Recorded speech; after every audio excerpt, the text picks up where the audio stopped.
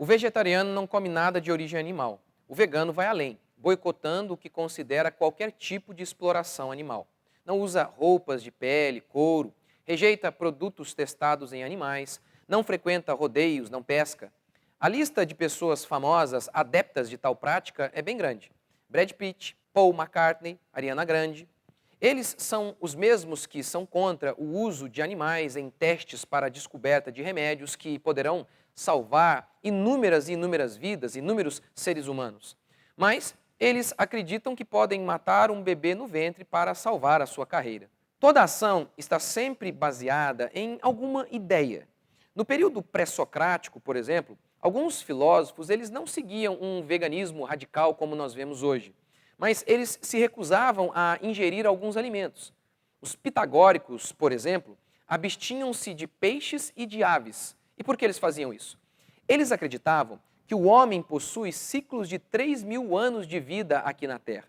Com isso, após a morte, a alma migrava para outro lugar, que poderia ser em animais.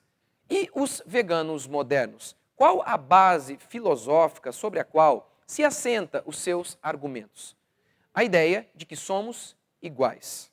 A galinha e um homem são ambos seres vivos, porque é assassinato matar um e não o outro. Primeiro, só por meio de observação já seria possível notar a diferença entre nós e os animais. Afinal, você já viu alguma galinha cacarejar algo próximo de A Nona Sinfonia de Beethoven ou um boi escrever com 1/10 da genialidade de Shakespeare? Em segundo, se não pode matar a galinha por ser um ser vivo, por que é permitido matar um bebê que também é um ser vivo? Ah, um bebê não é um ser vivo, dizem eles. É sim, em estágio inicial, mas é. Mas, de qualquer forma, por que vocês viram o beiço quando um ovo de tartaruga é quebrado, mas comemoram quando um bebê é abortado? O terceiro argumento é: não dá para fugir da morte. Campos de trigo também matam, assim como frigoríficos. Afinal, neste mundo caído, algo sempre morre para que outros vivam. É o que explica Cláudio Bertonati. Para cultivar arroz, os estuários, os córregos e os riachos são drenados para que se derive sua água e muitas vezes terminam secos ou mortos, sem vida. Como se empobrecem ou destroem esses ambientes naturais, muitos animais silvestres, desamparados, acabam buscando refúgio, comida nos cultivos que os estão substituindo. E assim se desata um segundo golpe. Para evitar que as aves ou os mamíferos comam os grãos ou os brotos, são espalhadas sementes envenenadas ou se trazem caçadores selvagens, ou ainda são dados tiros de chumbo. Ninguém que saiba disso pode dizer que, por não comer carne e se alimentar com arroz, por exemplo, não se matam animais.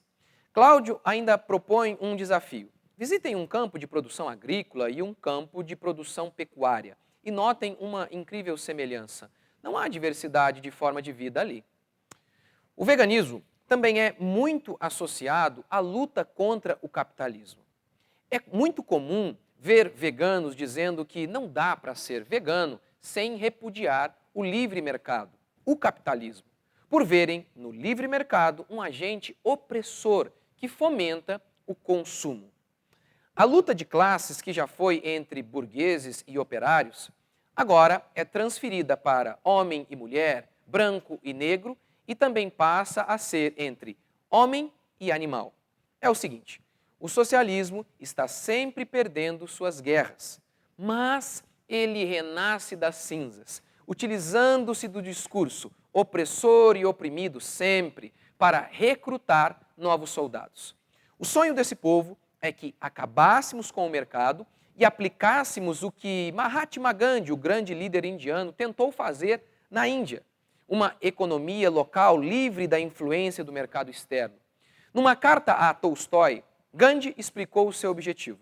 Deve-se construir uma sociedade onde cada vilarejo seja autossustentável e capaz de cuidar de seus próprios negócios.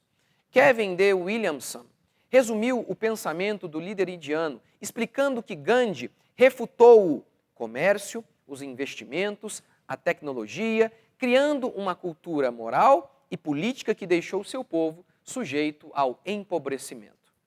Fica evidente que no centro do pensamento vegano há uma clara rejeição à revelação bíblica, que coloca o homem e somente o homem como a coroa da criação, por ser ele a imagem e expressão de Deus na Terra. No lugar, adota-se a teoria da evolução como explicação para a nossa origem.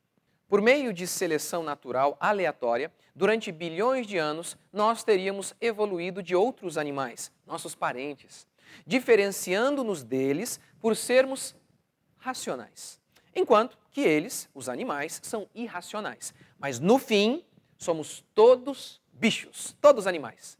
O veganismo deve ser rejeitado, primeiro, porque ele fere a constatação natural de que o homem é maior que os animais.